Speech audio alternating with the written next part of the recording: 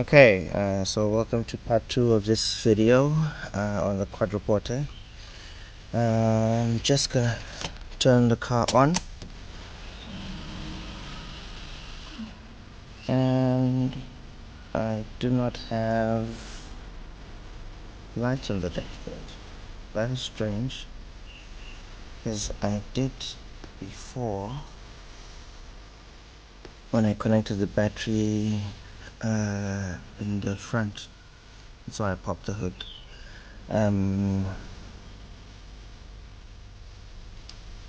So, well, it does crank.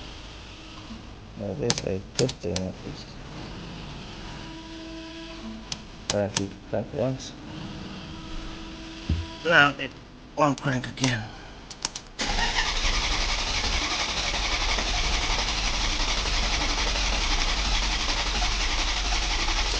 Okay. It cranks over, which is good.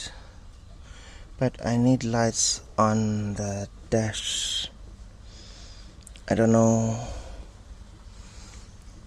why those were disconnected. So just a bit of context. When the computer box came in for repairs, I also disabled the immobilizer, because my assumption is if you burnt the, or rather you connected the battery terminals wrong, most likely one or more modules on the car will be damaged. As a result, there might not be communication to the computer box, so, or rather on the immobilizer circuit. So what I did is I turned the immobilizer off. That's why we've got crank, because I see these guys were struggling to crank this car. That's why there's a wire here. I am willing to bet this thing is how they were cranking the car initially. So I'm just gonna figure out what's the issue and why the dashboard is not coming on.